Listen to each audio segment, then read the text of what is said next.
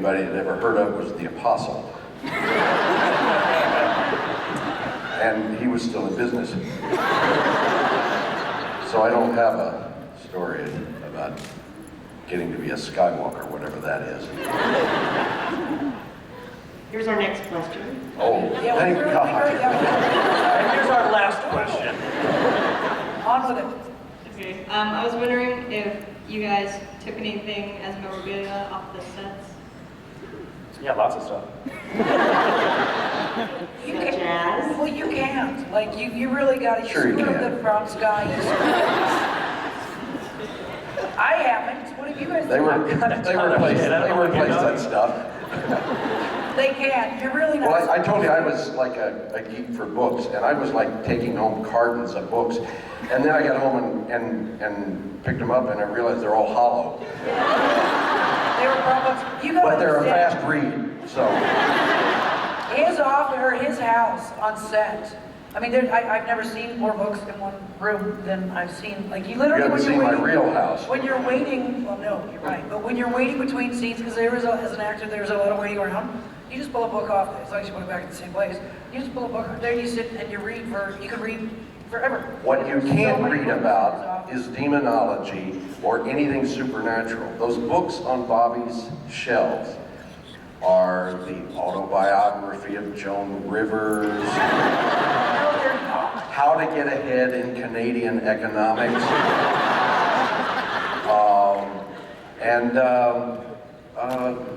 well, those are the really exciting ones. There's a lot of Korean and Swahili Bibles, and He's embellishing a bit. There's some really cool books in that bookcase. Because I sat there when we were shooting that scene. We were there for hours and hours and hours, and you're like, I mean, it does not go fast, right? You got to kind of sit around and wait for them to set up a thing, and they're very good. But it's just there's a lot of waiting around. I read some very interesting stuff in that bookcase. That might have been Canadian economics. No, Yeah. Well, I've taken home most of the really interesting ones, so. But yeah, they're either hollow or they should be. I've taken chair backs that say my name and other people's names on them. I stole. I can't find mine. I've got it. The blue sweater that Misha Collins wore, I stole that. In fact, to be perfectly honest, I stole two of them. I think for a little while, the wardrobe department was suspicious that I had stolen Dean's hero leather jacket and Castiel's trench coat, which I did not. Someone else stole that. But they were like, we want you to talk to the police about what happened. So anyway, they trust me a lot. I stole one of the little clappers from, the little take one action thing. This is being videoed, you know.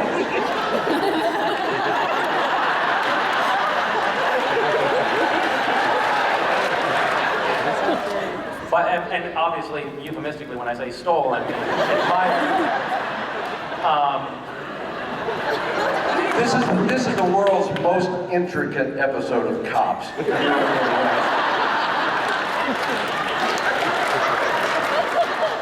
But those are great. Those things are great. It says like season 1, episode blah blah. And there's only one from each season, so they're incredibly That's why valuable. I don't have any. Stole those. I've got location signs, like this way to, Supernatural. Call and- Stole those. What else? You really did? You stole location signs. Yeah. What did you even do with it? Well, they're in the trunk of my car for some reason. Exactly, because you cannot do anything with them. No. What could you They're stolen. Make What them am I copy I'm in trouble. I never stole anything. Jared and Jensen set the stage. They went in, at the end of season 1, they went into the wardrobe trailer Yeah. and took everything that they liked. And ran out on the last day of season 1. Do you know about this? They took anything that they had liked from the season, ran to their car with wardrobe literally running after them, drove home and never brought any of it back. And the next season, they had locks on the door on the trailer. Yes, they did. And now every time wardrobe leaves the trailer, they have to lock the trailer. So I don't really want to take any of my wardrobe home. Because the cleaning bills alone would be more than I can handle. Is that me? Oh. I blew my fuzz off.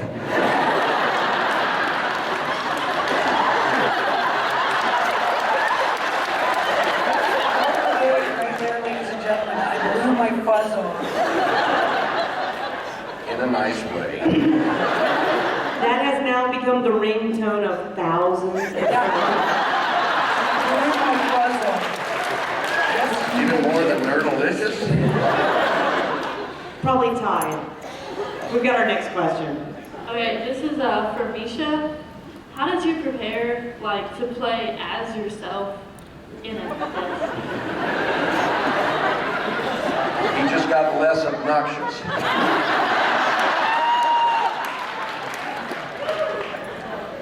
suicide.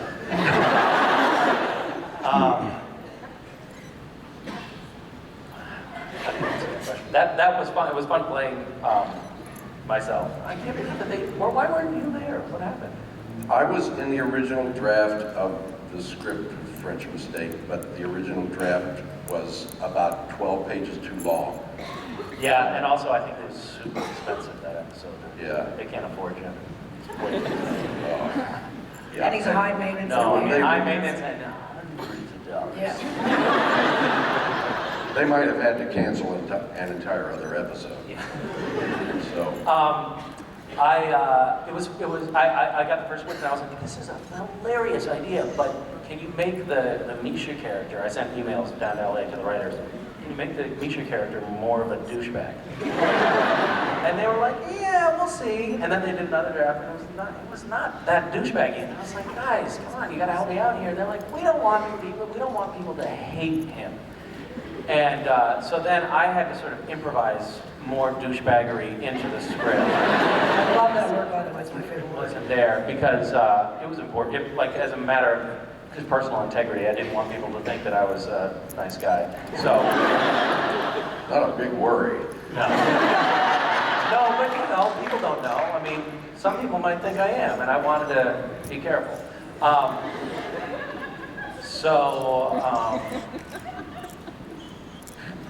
gonna stop talking.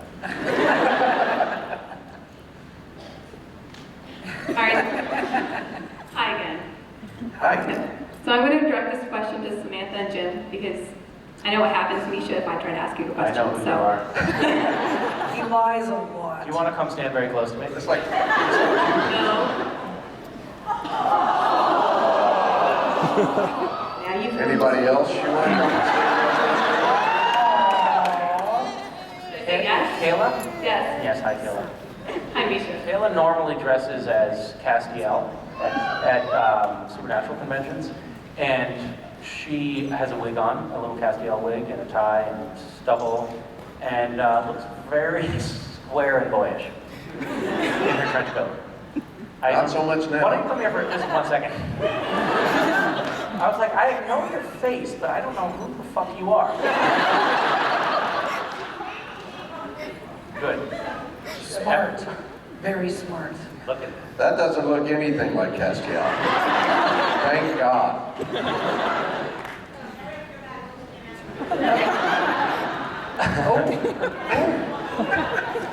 You're getting attitude. Yeah. You're in trouble, buddy. yeah. Be nice. Well, that was a lovely question. Yes, thank you for that. Thank you, sit down, thank Nancy, you. go back for it. Oh, let me get that.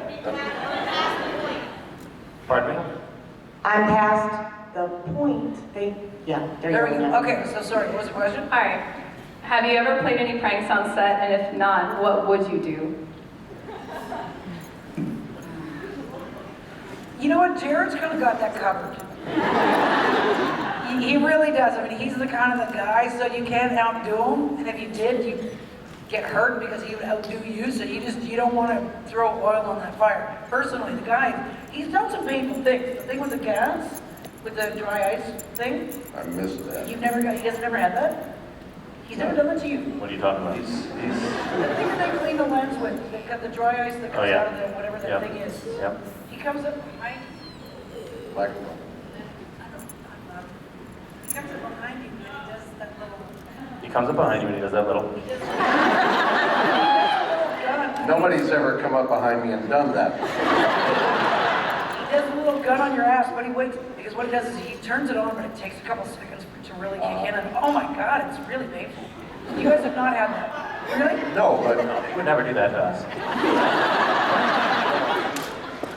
I'm not the only one that had this done to. I swear to God, he did it to everybody. you know, the fact is, I mean, she's right. Jared's kind of got that covered. We all kind of fall into our own Yeah. particular slots. Role. Like Jared's the prankster. Prank. Yeah, and I'm sort of the ultra professional role model. And I'm not big on pranks yet. I'm saving up for the last season, and by then maybe I'll think of something. I have plans. I have plans for Jared. Very specific plans, which I'm not going to tell you about. But I hate him, and I want him dead. He's You know, the guy who filled your car with money. I still have change in my car. And it sloshes around in places I simply can't get at. Wait, I actually- what happened? There was a terrible, God intervened and helped Jared in a Scrabble game, and he beat me, really beat me, in Words with Friends, and I lost a huge bet to him. It was like, what was it? I don't know, $2,000? Like, I've never even bet $50 on anything, and I don't want to talk about it, but I ended up paying him back by dumping $2,000 worth of Canadian pennies and nickels into his trailer, which I have to say is fairly inconvenient to do. But he felt bad because it was a lot of money for me. He knew I was unhappy, so he, in a generous gesture, donated to Random Acts, my charity, $600 or $700 in Canadian pennies and nickels in my car. With a really sweet note.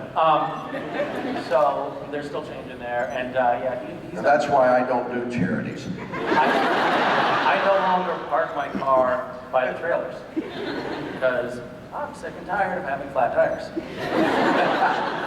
Yeah, he's that guy. And you know that you gotta understand that when there's a lot of women on set, that stuff gets toned down because it's mostly boys, and boys really take the piss out of each other. There's a lot of shit that they do on set. There's a lot of stuff they do on set, and you can't get offended because that's just the way it goes. If you did, you look like an idiot. So you have to take whatever gets thrown your way. He farts a lot. He waits until you're That's stuck. not in so much a prank as it is a crime against humanity. He'll wait until you're stuck in a position where you can't get out of. He does that a lot. I don't Wait till everybody's in the Impala. Yes, he does, and that's what he's done. And you know what? That's an art. Like, how do you save it up and hang on to it? And it's just like death. This isn't like a, sorry, you eating? You know, it's not like a burger fart. But it's not so bad this season because I don't know what he's doing with his exercise and nutritional routine, but he apparently is no longer eating a pony for breakfast. Like, it's gross. Like, it's just, you want to gag. Well, the first year, I don't know if you guys ever saw the blooper reels. Can you guys have access to the blooper reels? Do they put it online?